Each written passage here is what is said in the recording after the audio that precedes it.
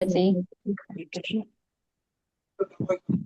नमः ओं विष्णुपदाय कृष्णप्रेष्ठाय बोधले श्रीमती जयपताक स्वामिनिधि नामिने नम आचार्य पदाय निधाय कृपपदायिने गौरगतदामदाय नगर ग्रामधारिणे नमः ओं विष्णुपदाय कृष्णप्रेष्ठाय बोधले श्रीमती भक्ति वेदांत स्वामिनिधि नामिने नमस्ते सारस्वती देवी गौरवाणी प्रचारिणे निर्विशेष शून्यवादी पाचात्य देशधारिणे जय श्री कृष्ण चैतन्य प्रभु नित्यानंद श्री अद्वैत गदाधर श्रीभाषादि गौर भक्त वृंदा हरे कृष्ण कृष्ण कृष्ण हरे हरे हरे राम राम राम हरे हरे. இன்னைக்கு பகவத்கீதை 7வது அத்தியாயத்துல பூர்ணத்தின் ஞானம் வந்து 5வது ஸ்லோகம் படிக்க போறோம். கரெக்டுங்களா? சரிங்க மாதாஜி. ஆமாங்க மாதாஜி. ஓகேங்க மாதாஜி.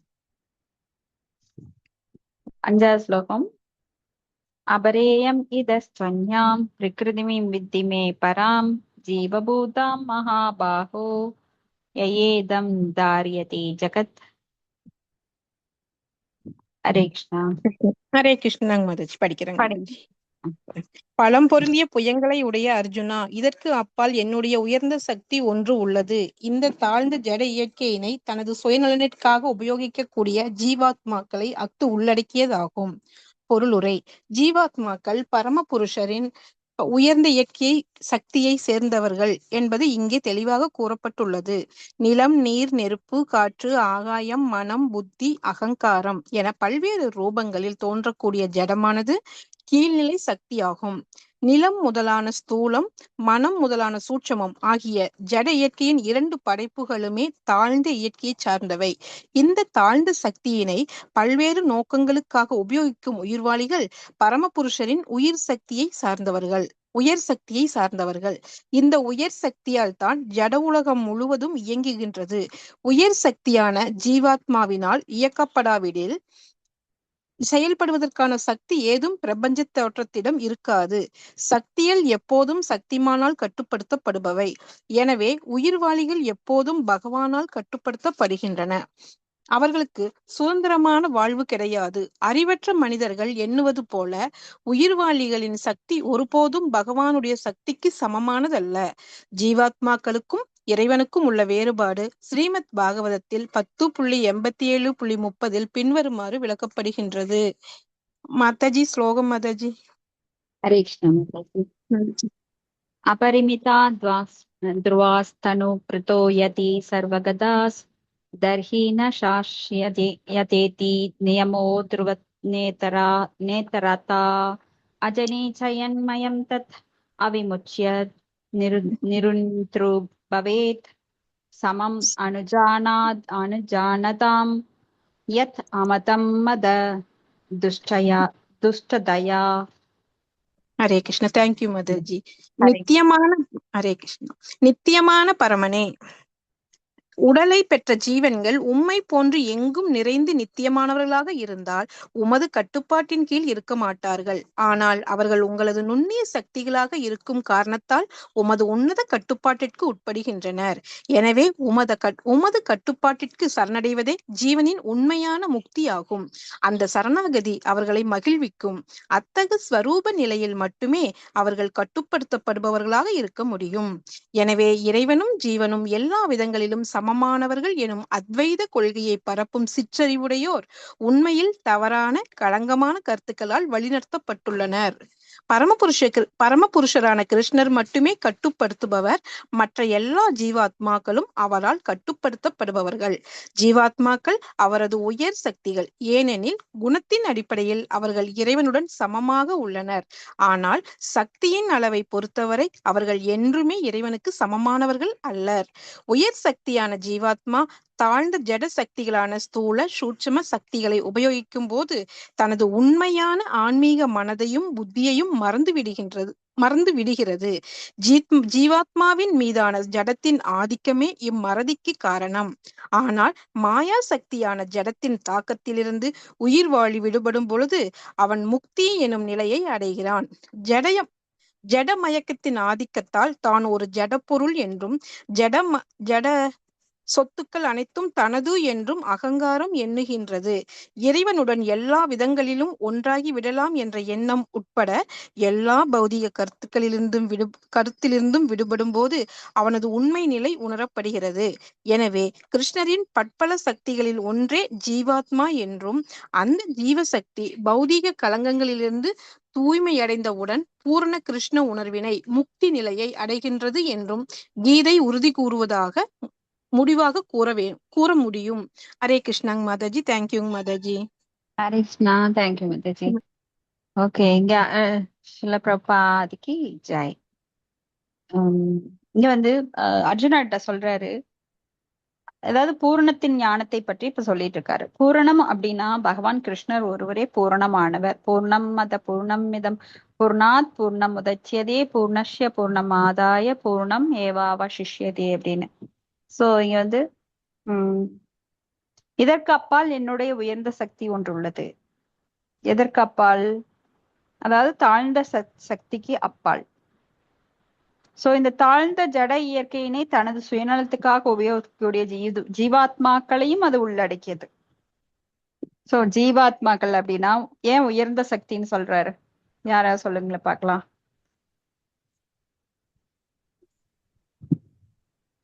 பகவான் கிருஷ்ணரோட தொடர்பு இருக்கிறதுனால உயர்ந்த சக்திகளா மாதாஜி? கிருஷ்ணரோட தொடர்புல அது எப்படின்னு சொல்லுங்க. கிருஷ்ணர்கிட்ட எப்படி தொடர்பு இருக்கு? நம்ம கிருஷ்ண பக்தி பண்றதுனால அவருக்கும் நம்மளுக்கு தொடர்பு இருக்கு. ஆன்மீக குரு மூலமா நம்ம அதை அடையிறோம். நாமெல்லாம் யாரு? அவருடைய பார்ட் அண்ட் பார்சல், அங்க துணுக்குகள். அதுதான் முக்கியமான தொடர்பு. நாம பக்தி பண்றதுனால தொடர்பு இல்ல, நாம ஏற்கனவே அவர்கிட்ட இருந்துதான் வந்திருக்கிறோம். நாமெல்லாம் ஜீவாத்மாக்கள் அப்படின்னா பகவானுடைய அங்கத்துணுக்கு. சோ ஆத்மா அப்படின்னாலே அது என்ன சக்தி?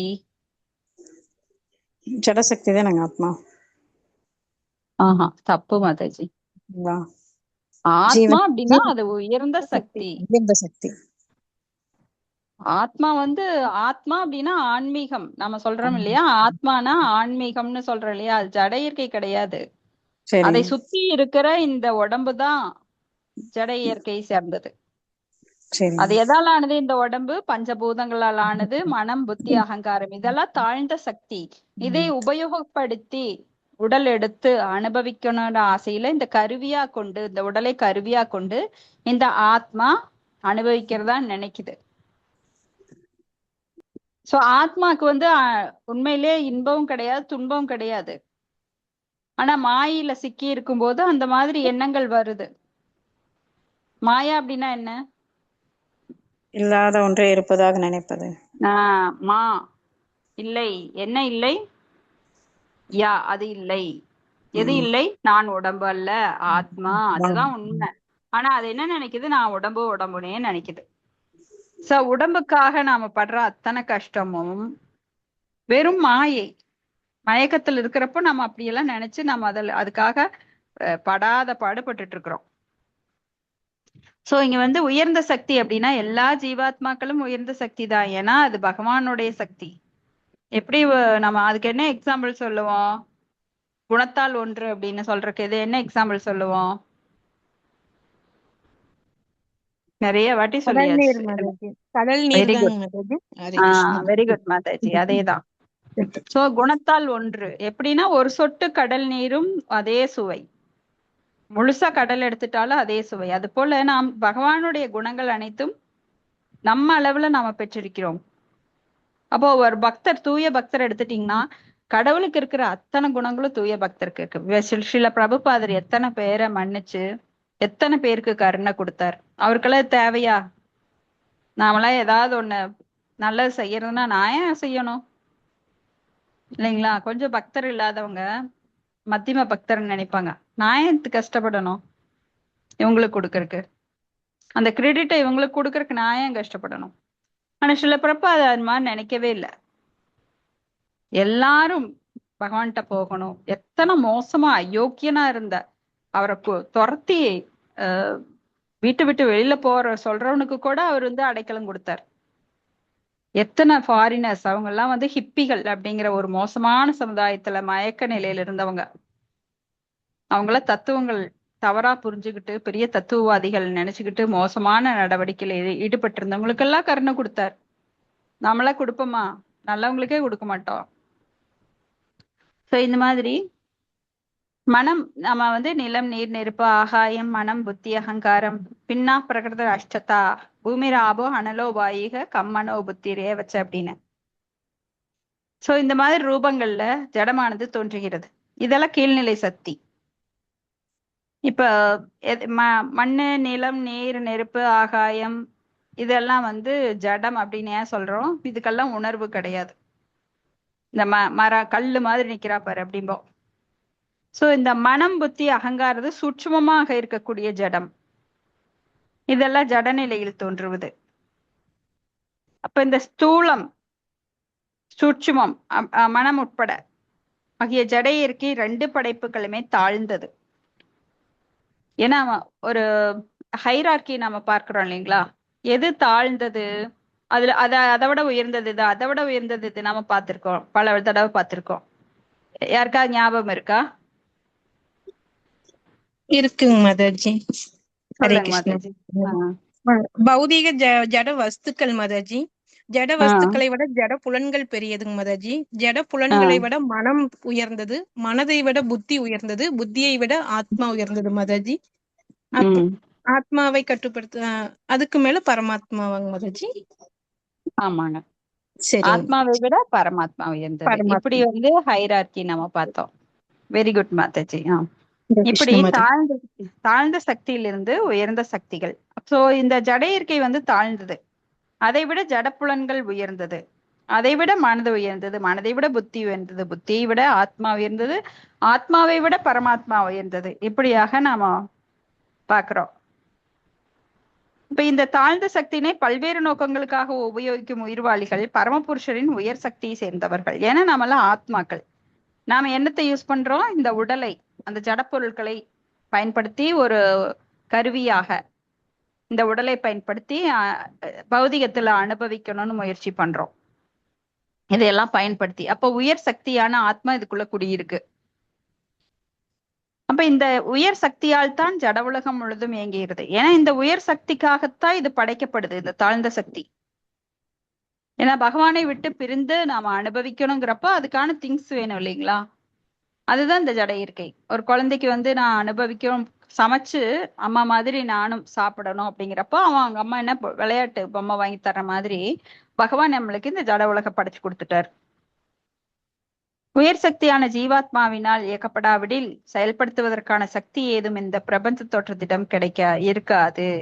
சக்திகள் எப்போதும் சக்திமானால் கட்டுப்படுத்தப்படுபவை. சோ நமக்காகத்தான் இந்த ஜடசக்தி படைக்கப்படுது பகவானால. அப்ப சக்திகள், நாம் எல்லாருமே சக்திகள், பகவான் இருந்து பிரிந்து வந்த சக்திகள்.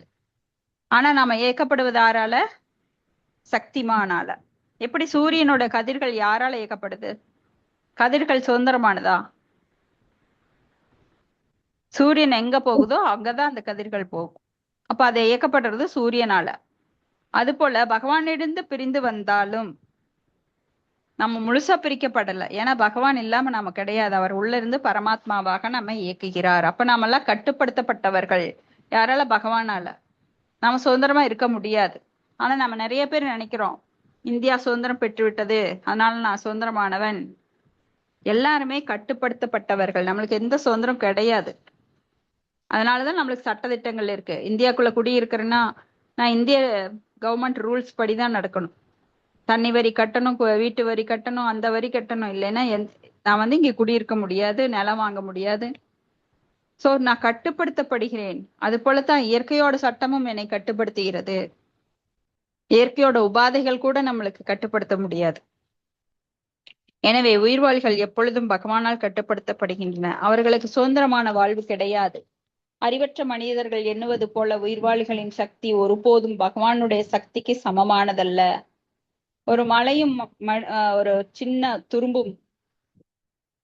அணுவான நாம பகவானுக்கு ஈடாக முடியாது.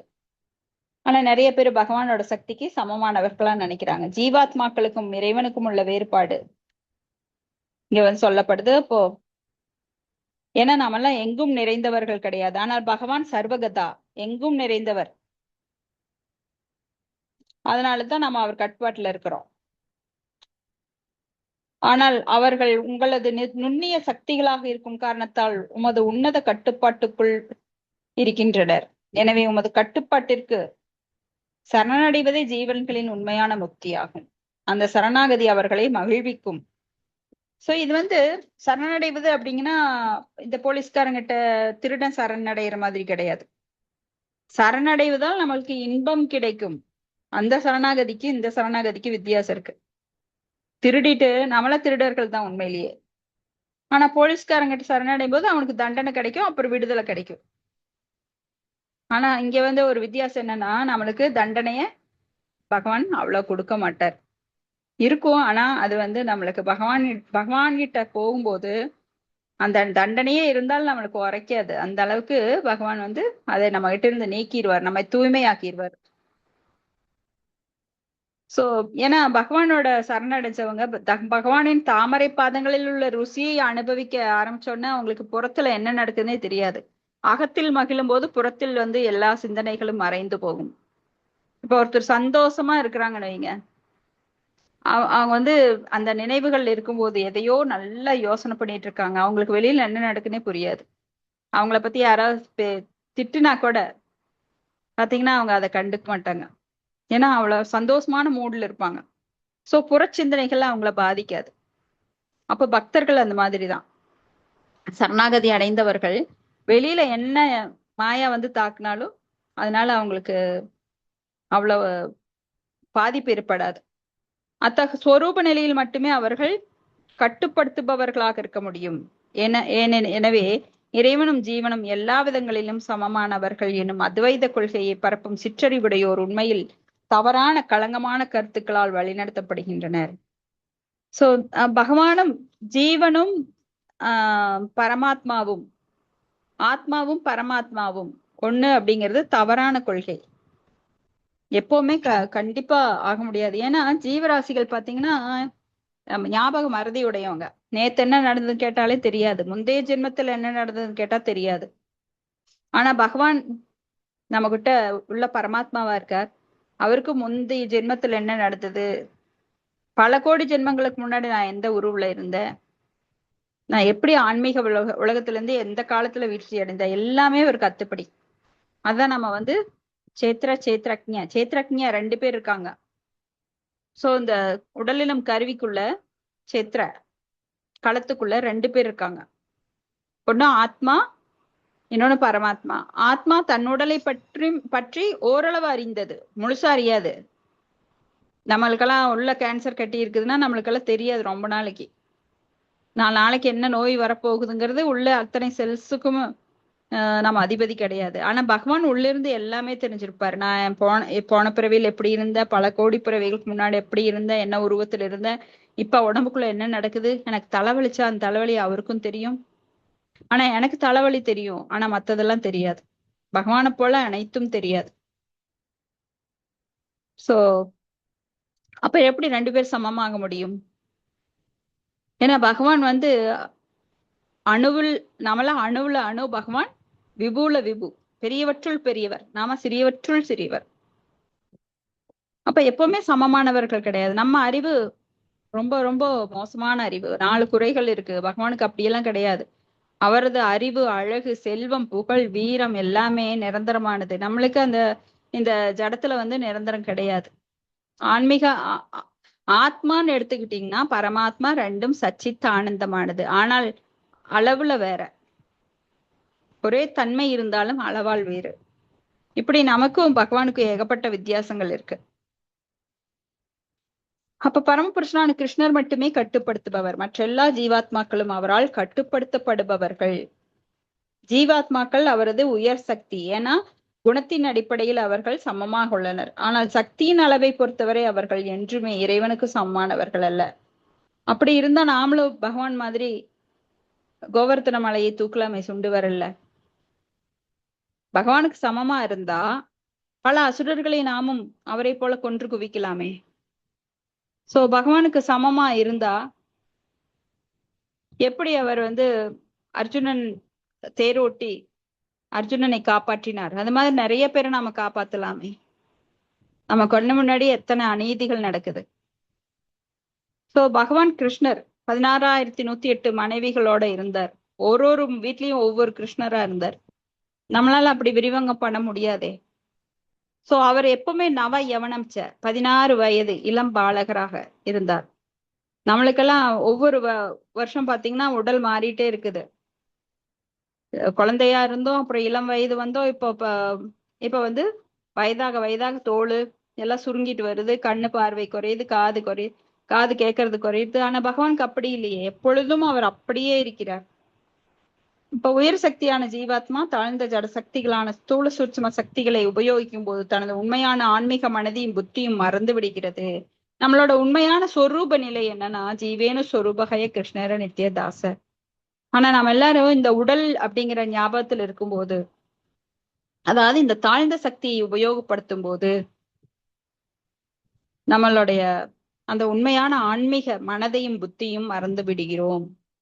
நான் ஆன்மீகமானவன், ஆத்மா ஆன்மீகமானது, நான் இங்க இருக்க வேண்டியவன் இல்ல ஜடத்துல. ஏன்னா இந்த ஜடம் என்பது துயரத்திற்குரியது, துக்காலயம், அசாஸ்வதம், அனித்தியம், அசூகம். ஆனா நாம இங்க அதுல மயங்கி கிடக்குறோம். தாழ்ந்த சக்தியை பயன்படுத்தி தாழ்ந்த நிலையில் இருக்கிறோம். நிறைய சம்பாதிக்கணும், அதுதான் எனக்கு இன்பத்தை தரும். சோ அழகா இருக்கணும், அதற்கான முயற்சியில நிறைய பேர் நடிகர்கள் நடிகைகள் எல்லாம் பாத்துட்டீங்கன்னா நிறைய ஆப்ரேட் பண்ணிக்குவாங்க. முகத்துல இன்ஜெக்ட் பண்ணுவாங்க, உதட்டுல, லிப்ஸ்ல. உதட அழகா இருக்கணும், முகம் சுருங்க கூடாது. ஒரு பெரிய நடிகை அவங்க இந்த மாதிரி நிறைய ஆப்ரேஷன் பண்ணி எப்படி இறந்தாங்கன்னே, அவ்வளவு ஆப்ரேஷன் பண்ணும்போது. அப்புறம் மைக்கேல் ஜாக்சன் சொல்லிட்டு ஒரு நடிகர், அவர் நீக்ரோ, கருப்பா இருப்பார். ஆனா தன்னை வெள்ளையாக்கிக்கணும்னு நினைச்சிட்டு தோல்ல அவ்வளவு ஆப்ரேஷன் பண்ணார். அவர் நடனம் ஆடும்போது ஒரு ஆம்புலன்ஸ் 20 டாக்டருக்கு நிப்பாங்க. எப்ப வேணா மயங்கி விழுவார். அவருக்கு அவ்வளவு ஸ்கின் கேன்சர். ஏன்னா தோல் அப்படி மாத்தி மாத்தி ஆப்ரேட் பண்ணி ரொம்ப வெள்ளைக்காரனாட்ட பண்ணிட்டார் தானே. சோ இதெல்லாம் அவங்களுக்கே அந்த ஆசையினால என்னாச்சு, அவங்களுக்கே அது ரொம்ப மோசமான விளைவுகளை ஏற்படுத்தி அவங்கள அழிச்சிருச்சு. அதாவது அந்த உடலுக்கு அவங்க கேடு விளைச்சிட்டாங்க. ஆனா ஆன்மா அழியாது. அப்போ இந்த தாழ்ந்த சக்தியை உபயோகப்படுத்த அவங்க நினைக்கிறாங்க, எப்பவுமே இளமையா இருக்கணும்னு. முடியல அவங்களால. பலசாலி என்ன பண்றாருன்னா ரொம்ப சோர்ந்து போய் மரணம் அடைஞ்சிடுறாரு வயதாக வயதாக. சோ அழகா இருக்கிறவங்க பாத்தீங்கன்னா அவங்க கிளவி ஆயிடுறாங்க, கிழவன் ஆயிடுறாங்க. இப்படி எத்தனை பேரை நாம பாக்குறோம். அதுக்கு போட்டி போட்டு அவங்க ஆப்ரேட் பண்ணும்போது அதனால அவங்க இறந்து போயிடுறாங்க. அப்ப இயற்கை யாராலும் வெல்ல முடியாது. தாழ்ந்த சக்தியை உபயோகப்படுத்தி அவங்க ஜெயிக்க நினைக்கிறாங்க, அப்பவும் முடியாது, யாராலையும் முடியாது. சோ ஜீவாத்மாவின் மீதான ஜடத்தின் ஆதிக்கமே நம்மளோட ஆன்மீக மனதையும் புத்தியும் இழந்து அந்த மறதிக்கு காரணமாயிரும். ஆன்மீகமாக நாம் எல்லாருமே ஆத்மாக்கள், நாமெல்லாம் இறைவனுக்கு சேவை செய்யக்கூடியவர்கள். நம்மளுடைய உலகம் ஆன்மீக உலகம், இதெல்லாம் மறந்து போயிருது நம்மளுக்கு. இங்க இருக்கிறதெல்லாம் பொய்யான உறவுகள். ஸ்டேஷன் வந்தா எல்லாரும் அவங்கவுங்க பாட்டுக்கு இறங்கிடணும். எல்லாருமே சுயநலத்தோட தான் இங்க இருக்கிறோம். ஒவ்வொரு உறவுகளுக்குள்ளேயும் நம்மளுக்கு பிரச்சனைகள் தான். ஏன்னா நாம அத மேல வைக்கிற அந்த பாசம் கூட நம்மளுக்கு சில சமயம் திருப்பி அடிக்குது. சோ நம்மெல்லாம் எப்ப இருந்தாலும் போக வேண்டியவங்க காலி பண்ணி. அப்ப காலி பண்ணி எந்த இடத்துக்கு போறோமோ அதுல போக்கஸா இருக்கணும். அதை விட்டுட்டு இருக்கிற இடத்துலயே நான் எப்படி நிம்மதியா இருக்கலாம் அப்படின்னு முடியாத ஒண்ணுக்கு நாம போட்டி போட்டுட்டு நிறைய பண்ணிட்டு இருக்கிறோம். நிறைய, ஏன்னா இது வாழ்க்கையில எதுவுமே நிலையில்லை. ஆனா நிலையா இருக்கிறதுக்கு எனக்கு நிலையான பொண்டாட்டி வேணும், நிலையான வீடு வேணும், நிலையான சொத்து வேணும், நிலையான வருமானம் வேணும். இப்படி எல்லாருமே எல்லாத்துக்கும் போட்டி போட்டுட்டு இருக்கிறோம். ஆனா எதுவுமே நிலை இல்லைங்கிறது மனசு ஏத்துக்கவே மாட்டேங்குது. சோ ஜீவாத்மாவின் மீதான ஜடத்தின் ஆதிக்கமே இந்த மறதிக்கு காரணம். ஆனால் மாயா சக்தியான ஜடத்தின் தாக்குதல் இருந்து உயிர்வாழி விடுபடும் போது அவன் முக்தி எனும் நிலை அடைகிறான். ஏன்னா ஜடத்தோட தாக்குதல், மாயோட தாக்குதல். விட்டு விட்டு கேக்குது அத்தாச்சி எல்லாருக்குமே எப்படியா? இல்லைங்க, அது எங்களுக்கு நல்லா கேக்குதுங்க. கரெக்டா கேக்குதுங்க மாதாஜி. சரிங்க மாதாஜி, உங்க லைன் சரியில்லை பாருங்க. அப்ப இறைவனுடன் நான் எல்லா விதங்களிலும் ஒன்றாக விடலாம் என்கின்ற எண்ணம் உட்பட எல்லா பௌதிக கருத்துக்களிலிருந்தும் விடுபடும் போது அவனது உண்மை நிலை உணரப்படுகிறது. எனவே கிருஷ்ணரின் பற்பல சக்திகளில் ஒன்றே ஜீவாத்மா என்றும், அந்த ஜீவசக்தி பௌதிக களங்கத்திலிருந்து தூய்மை அடைந்தவுடன் பூர்ண கிருஷ்ண உணர்வினை முக்தி நிலையை அடைகிறது அப்படின்னு பகவத்கீதையில பகவான் கிருஷ்ணர் உறுதியா சொல்றார். பௌதிக களங்கத்திலிருந்து தூய்மை அடைந்தவுடன், அதாவது நான் இந்த உடல் அல்ல, ஆத்மா, நான் பகவான் கிருஷ்ணருக்கு நான் கடன் பட்டிருக்கிறேன், அவரால் கட்டுப்படுத்தப்படுகிறேன், அவருடைய தாசன் நான்.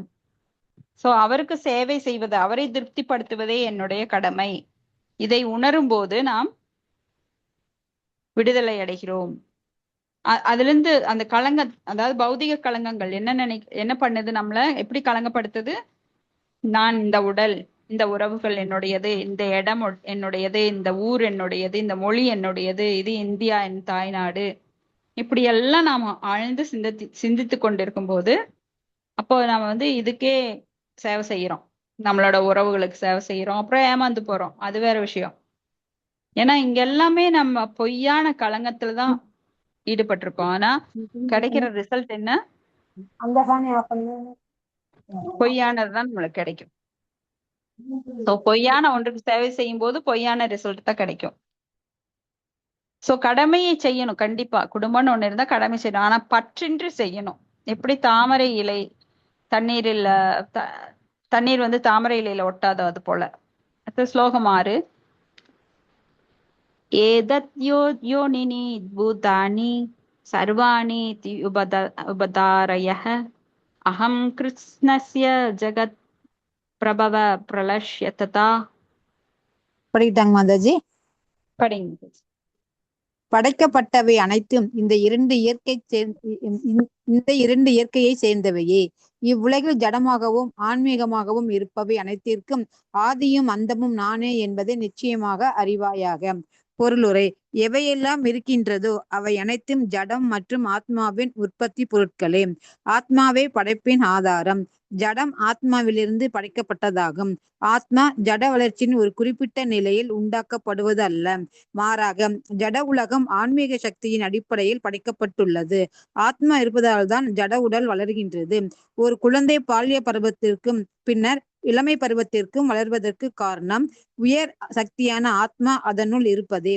அதுபோலவே மாபெரும் பிரபஞ்ச தோற்றம் பரமாத்மாவான விஷ்ணுவினாலேயே வளர்கின்றது. இந்த மாபெரும் பிரபஞ்சத்தை உருவாக்க ஆத்மாவும் ஜடமும் இணைகின்றன.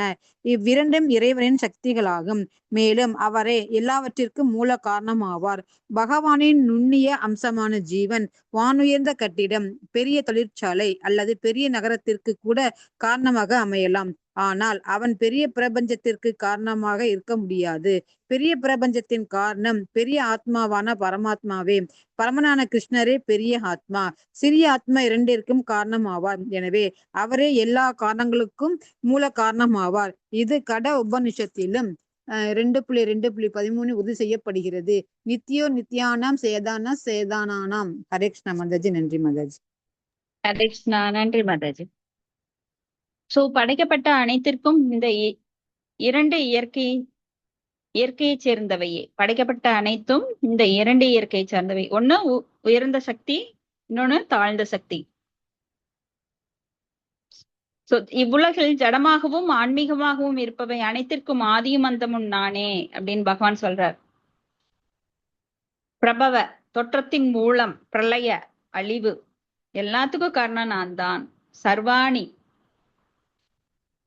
சர்வ பூதானி எல்லா உயிர்வாளிகளுக்கும் படைப்புகளுக்கும் அவர்தான் காரணம். சோ இங்க உயர்ந்த இயற்கை தாழ்ந்த இயற்கை எல்லாம் அவரை சார்ந்தே இருக்கிறது. சோ எவையெல்லாம் இருக்கின்றதோ அவையெல்லாம் ஜடம் மற்றும் ஆத்மாவின் உற்பத்தி பொருட்களே. ஏன்னா இந்த ஆத்மாவுக்காகத்தான் பகவான் எல்லாத்தையுமே படைச்சார். ஆத்மாவே படைப்பின் ஆதாரம். ஏன்னா நாமெல்லாம் ஆசைப்பட்டு இங்க வந்ததுனால, அதாவது ஆத்மாக்கள், உயர் ஆத்மாக்களான நாம தாழ்ந்த ஜட இயற்கையை விரும்பும் போது பகவான் என்ன பண்றார்? அந்த தாழ்ந்த ஜட இயற்கையை நம்மளுக்கு ஒரு உடலாக கருவியாக கொடுத்து அதை அனுபவிக்கிறதுக்கான சூழ்நிலையை இந்த ஜட உலகத்தின் மூலம் உருவாக்குறார். இப்ப ஜட உலகம் ஆன்மீக சக்தியின் அடிப்படையில் படைக்கப்பட்டுள்ளது. ஏன்னா பகவானுடைய புறசக்தியின் படைப்பு தான் இந்த ஜட உலகம்.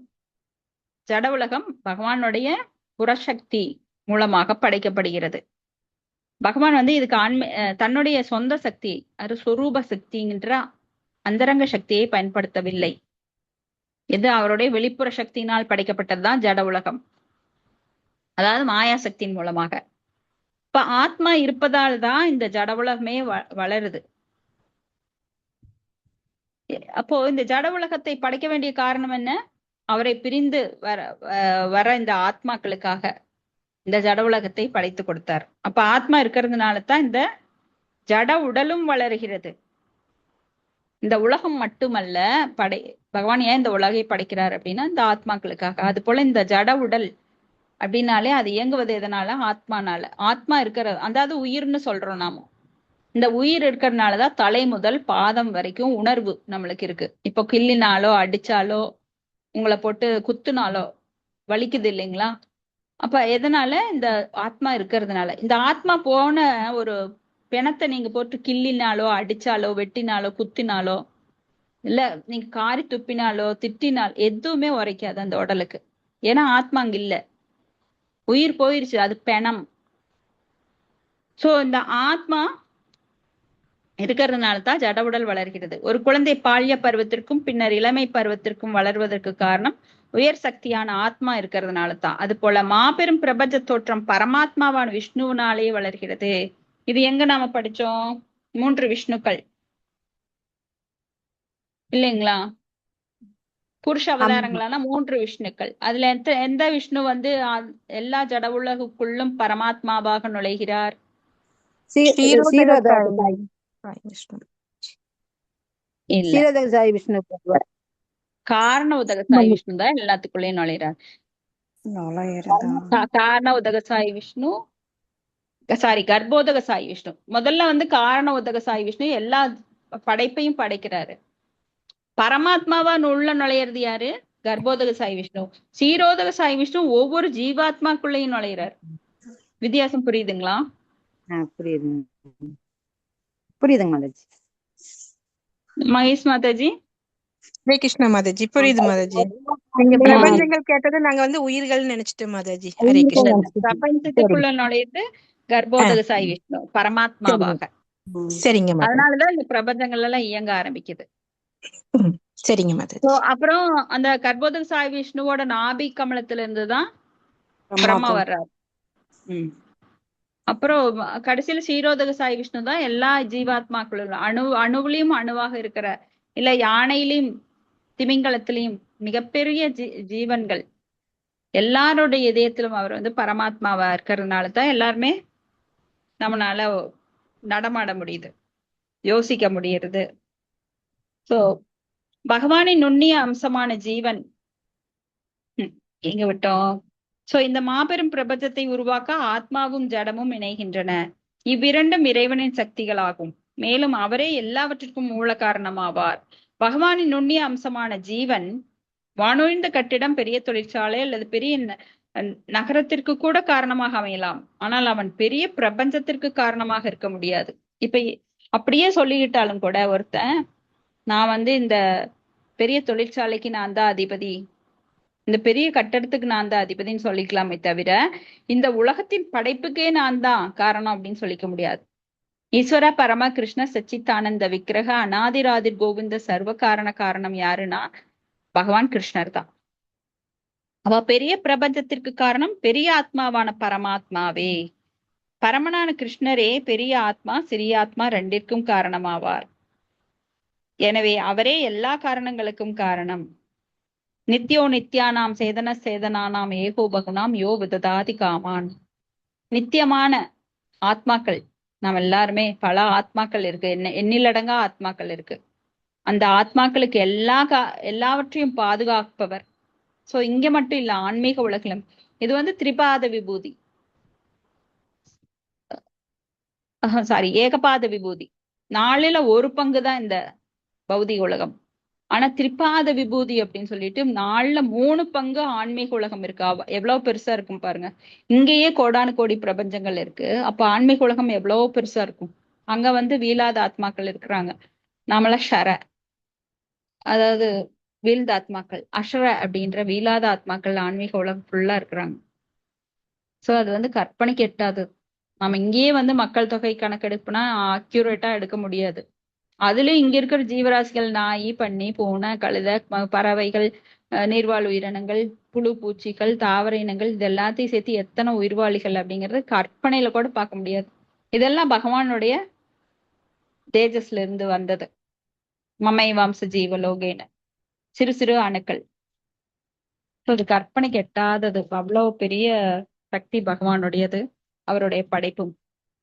அடுத்த ஸ்லோகம் ரொம்ப முக்கியமான ஸ்லோகம். ஸ்ரீல பிரபுபாதர் அடிக்கடி கோட் பண்ணுவாரு. மத்தக பரதரம் நான்யத் கிஞ்சித் அஸ்தி தனஞ்சய மயி சர்வம் இதம் புரோக்தம் சித்ரே மணிகணா இவ.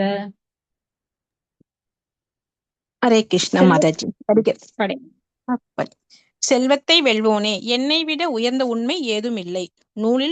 நூலில் முத்துக்கள் கோர்க்கப்பட்டுள்ளது போல அனைத்தும் என்னையே சார்ந்துள்ளன. பொருளுரை. பரம்பொருள் உருவமா அருவமா என்பதை பற்றிய தர்க்கம் பொதுவாக இருந்து வருகிறது. பகவத்கீதையை பொறுத்தவரை பூர்ண உண்மை புருஷோத்தமரான முழுமுதற் கடவுள் ஸ்ரீ கிருஷ்ணரே. இஃது ஒவ்வொரு படியிலும் உறுதி செய்யப்படுகின்றது. பூர்ண உண்மை ஒரு நபரே என்னும் கருத்து இப்பதத்தில் குறிப்பாக வலியுறுத்தப்பட்டுள்ளது. புருஷோத்தமராகிய கிருஷ்ணரே பரம உண்மை என்பது பிரம்ம சம்ஹிதையிலும் முடிவு செய்யப்பட்டுள்ளது. ஈஸ்வர பரம கிருஷ்ண சச்சித் ஆனந்த விக்கிரக, அதாவது பரமபூரண உண்மையை புருஷோத்தமராகிய பகவான் ஸ்ரீ கிருஷ்ணரே. அவரே ஆதி புருஷர், எல்லா ஆனந்தங்களின் இருப்பிடமான கோவிந்தன், பூர்ண ஆனந்தமும் அறிவும் நிரம்பிய நித்திய ரூபம், எல்லா காரணங்களுக்கும் காரணமான பரம புருஷரே பூர்ண உண்மை என்பதில் இந்த அதிகாரிகள் எவ்வித சந்தேகத்திற்கும் இடமளிக்கவில்லை. இருப்பினும் ஸ்வேதாஸ்வதர உபனிஷத்தில் 3.10 கொடுக்கப்பட்டுள்ள வேத வாக்கியத்தின் பலத்தில் அருவவாதி விவாதிக்கின்றான். ததோயத் உத்திரதரம் தத் அரூபம் அநாமயம் ய ஏதத் விதுர் அம்ருதாஸ் தே பவந்தி அதே தரேது கம் ஏவா பியந்தி.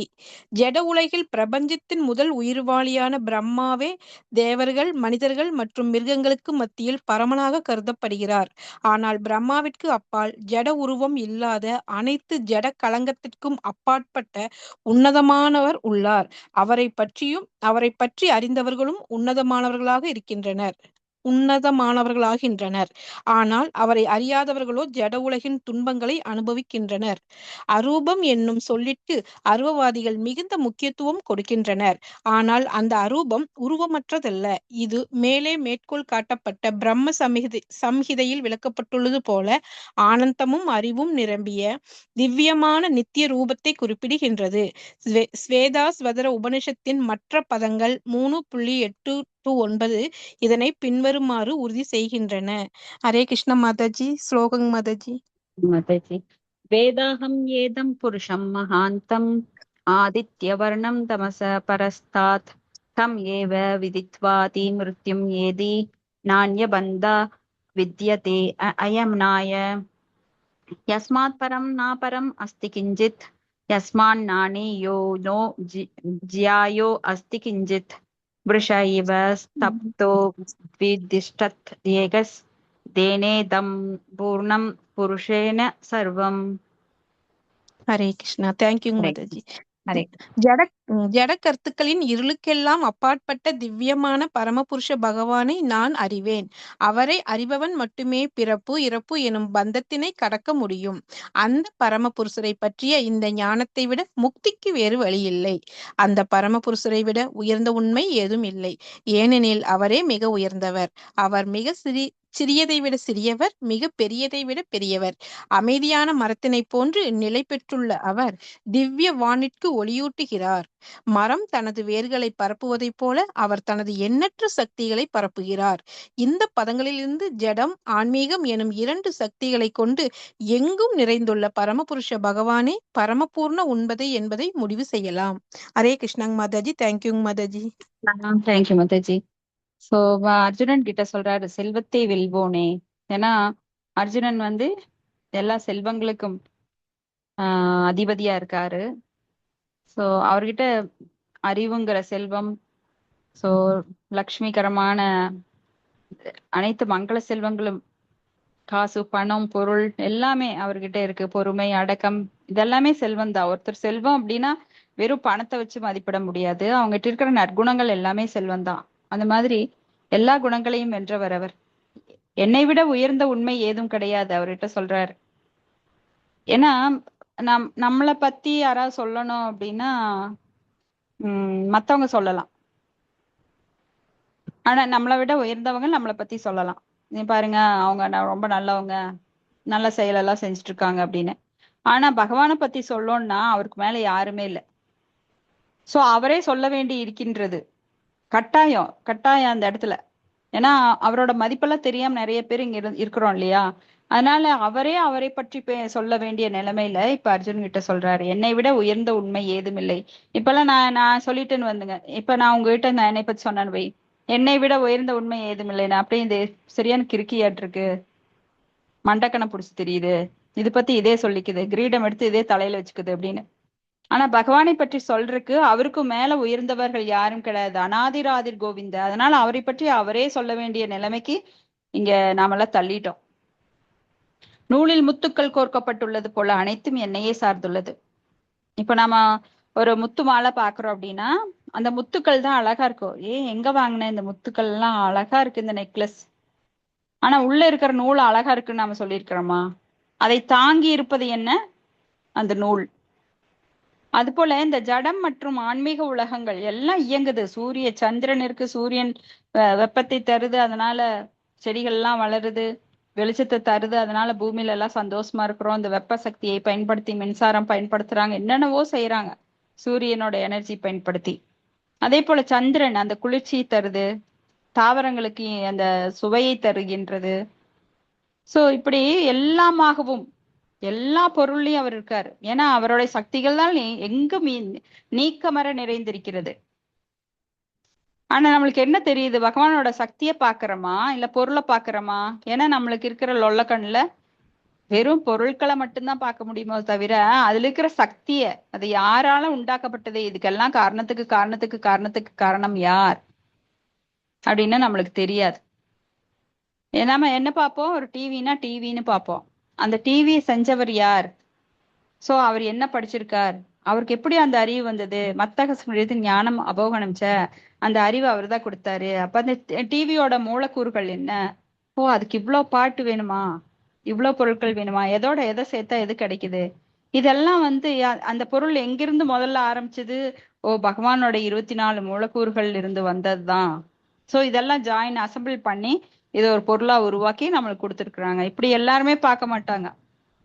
ஆனா பக்தர்களுக்கு தெரியும் எல்லா பொருளையும் பகவான் இருக்கிறார். அதனாலதான் அந்த காலத்துல ஒரு பென்சிலோ பேனாவோ கீழே விழுந்தது அப்படின்னா நம்ம உடனே அதை கையில தான் எடுப்போம், காலில் எடுக்க மாட்டோம்.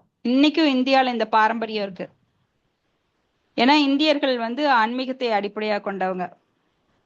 ஆனா ஃபாரினர்ஸ் பாத்தீங்கன்னா அதை அப்படியே காலில் அப்படி அழகா எடுத்து கையில வச்சுக்குவாங்க, காலால எட்டி உதைப்பாங்க எந்த பொருளையும். ஆனா இந்தியர்கள் வந்து அவ்வளவு சீக்கிரம் பண்ண மாட்டாங்க. ஏன்னா அவங்க பாரம்பரியமா ஆன்மீக உணர்வு கொண்டவர்களா இருக்கிறதுனால. சோ குழந்தைகள்ல இன்னைக்கு குழந்தைங்க பண்ணதோ இல்லையோ, நாமெல்லாம் என்ன பண்ணுவோம்னா ஒரு பொருள் கீழே விழுந்துருச்சுன்னா அதை எடுத்து கன்னத்துல போட்டுக்குவோம், தெரியாம விழுந்துருச்சு அப்படிங்கிற மாதிரி. சோ ஒவ்வொரு பொருள்லையும் இறை உணர்வு இருக்குது. சோ அந்த பாக்குற அந்த பார்வையில இறை உணர்வு இருக்கின்றது, எல்லாத்துலயும் பகவானோட சக்தி இருக்கிறது அப்படிங்கிறதுக்கு தான் அன்னைக்கு பெரியவங்க அப்படி சொல்லி கொடுத்தாங்க. கீழே பொருள் இருந்தாலும் அதை நீ குனிஞ்சுதான் கையில தான் எடுக்கணும் அப்படின்னு, வலது கை தான் பயன்படுத்தணும், இப்படி எத்தனையோ வழிமுறைகள் நம்மளுக்கு சொல்லியிருக்காங்க. அப்ப பரம்பொருள் உருவமா அருவமா அப்படிங்கிற தர்க்கம் கூட இப்ப இருக்கு. சோ பகவத்கீதை பொறுத்த வரைக்கும் பூரண உண்மை புருஷோத்தமனான முழுமுழுத கடவுள் ஸ்ரீகிருஷ்ணரே. இன்னைக்கு காலையில கூட படிச்சோம், சியாம சுந்தர ரூபம், ராதா கிருஷ்ணர் ஃபார்ம். அதுலயும் கோலோக விருந்தாவனத்துல இருக்கிற அந்த பகவானைத்தான் நம்ம வந்து நம்மளுடைய எய்மா வச்சுக்கணும். அதுலயும் நம்ம மதுரால இருக்கிற கிருஷ்ணரோ இல்ல அவர் ஆண்ட இடத்துல இருக்கிற ராஜாவான கிருஷ்ணரோ கிடையாது. திரிபங்க நிலையில இருக்கிற கிருஷ்ணர், கோலோக விருந்தாவனத்துல இருக்கிற கிருஷ்ணர், ராதா கிருஷ்ணர் ஃபார்ம்ல தான் இருக்கணும். ஆழ்ந்த கவனம் நமக்கு இருக்கணும். பாருங்களேன், அப்ப பாருங்க, நம்ம மற்ற கடவுளை வழிபடுறவங்க எல்லாம் என்ன என்ன சொல்ல, மற்ற தேவர்களை தேவர் வழிபாட்டுல ஈடுபட்டிருக்கிறாங்க. ஏதோ ராதா கிருஷ்ணர் ஃபார்முக்கே இவ்வளவு துவாரகா கிருஷ்ணரோ இல்ல எதுக்கும் இம்பார்ட்டன்ஸ் கொடுக்க கூடாதுங்கிற அளவுக்கு நம்மளுக்கு ஆச்சாரியர் சொல்றாங்க. சோ இது ஒவ்வொரு படியிலும் நம்மளுக்கு ஸ்ரீ கிருஷ்ணர் தான், அவர் தான் பூரண உண்மை அப்படின்னு சொல்லப்படுது. ஏன்னா அவர் ஒரு நபர். இப்ப புருஷோத்தமராய கிருஷ்ணர் பரம உண்மை அப்படின்னு பிரம்ம சம்ஹிதையிலும் ஈஸ்வர பரம கிருஷ்ண சச்சிதானந்த விக்கிரக அநாதிராதிர் கோவிந்த சர்வ காரண காரணம் சச்சித் ஆனந்த விக்கிரகமானவர் அவர். பரம பூர்ண உண்மை புருஷோத்தமராகிய பகவான் ஸ்ரீகிருஷ்ணரே. அவரே ஆதி புருஷர், எல்லா ஆனந்தங்களின் இருப்பிடமான கோவிந்தன், பூரண ஆனந்தமும் அறிவும் நிரம்பிய நித்திய ரூபம், எல்லா காரணங்களுக்கும் காரணம். அவர் பூரண அறிவு ஆனந்தம் நிரம்பியவர். சோ அவருடைய இருப்பிடமும் கோலோக விருந்தாவனம், ஆனந்தங்களின் இருப்பிடமான கோவிந்தன். சோ எல்லா காரணங்களுக்கும் காரணமான இந்த பரமபுருஷரே பூரண உண்மை. இதுல எந்த அதிகாரிகளுக்கும், உயர்ந்த அதிகாரிகளுக்கெல்லாம் சந்தேகம் கிடையாது. இங்க ஜட உலகில் பிரபஞ்சத்தின் முதல் உயிர்வாளியான பிரம்மாவே தேவர்கள், மனிதர்கள் மற்றும் மிருகங்களுக்கு மத்தியில் பரமனாக கருதப்படுகிறார். சில பேர் பிரம்மாதான் படைக்கிறவர், அவர் தான் கடவுள் அப்படின்னு நினைப்பாங்க. ஆனா பிரம்மாவுக்கு அப்பால் ஜட உருவம் இல்லாத அனைத்து ஜட களங்கங்களுக்கும் அப்பாற்பட்ட உன்னதமானவர். அவரை பற்றி அறிந்தவர்களும் உன்னதமானவர் ஆகின்றனர். இது எந்த ஸ்லோகத்துல நாம் படிக்கிறோம்? அவரை பற்றி அறிந்தவர்கள் உன்னதமாகின்றனர். யாருக்காக ஞாபகம் வருதா? அந்த வாசுதேவம் சர்வம் இதியங் மதஜி, அந்த மகாத்மாக்கள் மிக உயர்ந்தவர்கள். ஜென்ம கர்ம ச மே திவ்யம் ஏவம் யோ வேதி தத்வதஹ த்யக்த்வா தேகம் புனர்ஜன்ம நைதி மாம் ஏதிதோ அர்ஜுன. சரி. சோ அவரது செயல்களும் தோற்றமும் இதை பற்றியே அறிந்தவர்கள். அவங்க திரும்பி இங்க வர்றது கிடையாது. ஏன்னா பகவான் எப்படிப்பட்டவர் அப்படிங்கறத இங்க ஆன்மீக அறிவியலே. இந்த அறிவியலை தெரிஞ்சுக்கிறவங்க 100க்கு 100. அதாவது பகவானை பற்றி முழுமையா அறியறதுக்கு யாருக்குமே இங்க தகுதி கிடையாது. ஈவன் முயந்தி அச்சூரையக, தேவர்கள், முயந்தி அப்படின்னா குழம்புவது, சூரையகனா தேவர்கள், அசுர அப்படின்னா அசுரர்கள், சூர அதாவது தேவர்கள் கூட, ஈவன் பிரம்மா சிவனும் கூட அவங்களே குழம்பி போயிடுறாங்க. இந்திரன், பிரம்மா, சிவபெருமான், இவங்க எல்லாருமே குழம்பி போயிடுறாங்க. சோ அப்ப நாமெல்லாம் என்ன சொல்ல? அப்போ பகவானை பற்றி அதுக்காக நம்ம சும்மா உட்காந்துருக்கூடாது, தெரிஞ்சுக்க முடியாது நம்மளால அப்படின்னு சோர்ந்து போய் உட்கார்றது கிடையாது. அவரே புத்தி தர்றாரு. என்னை பற்றி அறிய ஆவல் உள்ளவர்கள், என்னிடம் சரணடைந்தவர்களுக்கு நானே அந்த புத்தியை தருகிறேன். ததாமி புக்தி யோகம் தம் ஏனமாம் உபயாந்தித்தே அப்படிங்கிறார். ஏசாம் தேசாம் ஏவானு கம்பார்த்தம் அகம் அஜ்ஞான ஜம்தமக நாசயாம் ஆத்ம பாவஸ்தோ ஞான தீபேன பாஸ்வதா. அந்த ஞானம் எனும் ஒளியை நானே ஏற்றுகிறேன் அவர்கள் உள்ளத்தில் இருந்து அப்படிங்கிறார். சோ ஜடக்கருத்துக்களின் இருளுக்கெல்லாம் அப்பாற்பட்ட திவ்யமான பரமபுருஷ பகவானை நான் அறிவேன். அவரை அறிபவன் மட்டுமே பிறப்பிறப்பும் பத்தத்தை கடக்க முடியும். அந்த பரமபுருஷரை பற்றிய இந்த ஞானத்தை விட முக்திக்கு வேறு வழி இல்லை. சோ அவரை பத்தி தெரிஞ்சுக்கணும்னா நிறைய நம்ம பக்தர்களோட சங்கத்துல சேர்ந்து பகவத்கீதை, பாகவதம் எல்லாம் படிக்கணும். என்ன சொல்ல பிரபுபாதர், நீங்க நிறைய புக்கெல்லாம் போய் வேற வேற சம்பிரதாயத்திலேயோ இல்ல வேற வேற இந்த குருட்டுத்தனமா குருடர்கள் வழிகாட்டுவது போல நிறைய பேர் இந்த மாயாவாதிகள், அருவவாதிகள் இவங்கெல்லாம் எழுதுற புத்தகங்கள் எல்லாம் படிச்சு குழம்பிக்க வேண்டாம். உங்களுக்கு 2 கண்ணு, பகவத்கீதை ஒண்ணு, பாகவதம் ஒண்ணு, படிச்சு நல்லா தெரிஞ்சுக்கோங்க. அதுவே உங்களை பகவான்கிட்ட கூட்டிட்டு போயிரும். அதை விட்டுட்டு நிறைய புத்தகங்கள் படிச்சு கம்பேர் பண்ணி குழம்பி இருக்கிற குட்டை குழப்பின மாதிரி. ஏன்னா நம்மளால முதல்ல இந்த தூய பக்தி தொண்டை எடுக்காதுக்கு முன்னாடி குட்டை மாதிரி அடிக்கடி கலங்கிடுவோம். இது கரெக்டா, அது கரெக்டா, அதுல இது சொல்றாங்க, இதுல அது சொல்றாங்க. ஏன்னா பரம குருவை ஏற்றுக்கொள்ளாதவரை நம்மளுக்கு எப்படி இருக்கும், எல்லாமே அப்படித்தான் இருக்கும். ஆனா ஒரு தூய பக்தரிடம் சரணடையும் போது நம்மளுக்கு எல்லாமே தெளிந்த நீர் போல, தெளிந்த ஓடை போல, நம்மளுக்கு மனதை தூய்மை ஆயிட்டே வர்றப்போ எந்த ஒரு குழப்பமும் இருக்காதுன்னா, குழப்பங்கள் எல்லாம் நம்மை விட்டு அகன்று விடும். அர்ஜுனன் அப்படித்தான் குழம்பி போய் நிறைய கேள்வி கேட்டிருக்காரு. அப்புறம் கடைசியில என்ன சொல்றாரு, கரிசியே வசனம் தவ, நீ சொல்ற மாதிரியே நான் எல்லாம் செய்யறேன் கிருஷ்ணா அப்படின்னு சரணடைகிறார். ஆனா பிரபத்தியந்தே அப்படிங்கிற வார்த்தையை அதுக்கு முன்னாடி எங்க யூஸ் பண்றார், முதல்ல நான் சரணடைகிறேன்னு? கார்பண்ய தோஷோ மதஜி, கார்பண்ய தோஷோ பகத கரெக்ட். ஸ்வபாவக ருச்சாமி த்வாம் தர்ம சம்மூட சேதா யச்ரேயஸ்யான் நிஷிதம் தேகி சிஷ்யஸ் தேகம் சாதிவாம் த்வாம் ரூஹிதன்மே புருகிதன்மே. சிஷ்யஸ்தேகம் சாதிமாம் தாம் பிரபன்னம். சரணடைகிறேன்னு சொல்றாரு. ஆனா சரணடைஞ்சாரா உண்மையா? இல்லைங்க, அதுக்கப்புறம் நிறைய குழப்பத்துலதான் கேள்வி இருந்தாரு. கேட்கிறாரு. ஆமா, ஆமாங்க. அதுக்கப்புறம் குழம்புறாரு, நிறைய கேள்வி கேட்கிறாரு. அப்புறம் விஸ்வரூப தரிசனத்துக்கு அப்புறம்தான் அவருக்கு தெரியுது, ஓ பகவானே நீ எவ்வளோ பெரிய ஆளு, இவ்ளோ சின்ன அம்சம்னு சொல்ற, இதுலயே இவ்வளவு பெரிய ரூபத்தை காட்டுற, இதை பார்த்தா எனக்கு குளம் நடுங்குது, மயக்கம் வருது, எனக்கு பயமா இருக்கு, தயவு செஞ்சு நீ இந்த ரூபத்துல இருந்து நீ வெளியில வா, எனக்கு பழையபடி நீ 4 கையுள்ள, பழையபடி இல்ல 4 கையுள்ள விஷ்ணுவாக எனக்கு காட்சி கொடு அப்படின்னு. அதுலயும் எனக்கு இஷ்டம் இல்ல, நீ என்னோட தோழனா 2 கையுள்ள அந்த கோபாலனா வா அப்படின்னு சொல்லி அப்புறம் மறுபடியும் அவர்கிட்ட கெஞ்சுறார். சோ இப்படி பல பேர் உயர்ந்த உண்மையான பகவானை ஏத்துக்காம குழப்பம் அடைகிறாங்க. அப்ப அந்த பரமபுருஷரை விட உயர்ந்த உண்மை கிடையாது, முத்துக்கள் கோர்க்கப்பட்டுள்ளது போல. வெளியில தெரியறதெல்லாம் உண்மை கிடையாது, அதை யார் தாங்கி இருக்கிறா? இப்ப பூமி மேல சுழலுது, தன்னாப்புல ஒரு சுழற்சி, அவ்வளோ பெரிய பூமி பந்து, ஒவ்வொரு கோள்களும் ஒன்றை விட ஒன்று பெரியது. இது எப்படி ஆகாயத்துல அப்படியே தானா சுழலுது? முட்டாள் வேணா நினைக்கலாம், அது தானா பண்ணுதுங்க. ஒரு காமெடியா இருக்கும் அவங்க பேசுறது. அது தானா வந்துருச்சு, ஏதோ வெடிப்பு ஏற்பட்டுதாமா.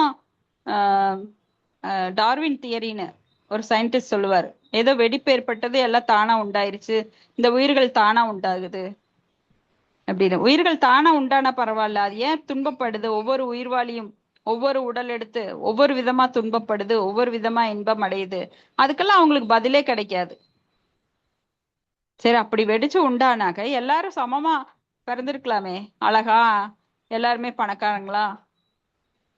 அதுக்கெல்லாம் அவங்க கிட்ட விடை கிடையாது. ஏன் ஒவ்வொருத்தரும் ஒவ்வொரு மாதிரி அனுபவிக்கிறோம்? அப்போ ஒரு அமைதியான மரத்தினை போன்று அழகான ஓமை பாருங்க.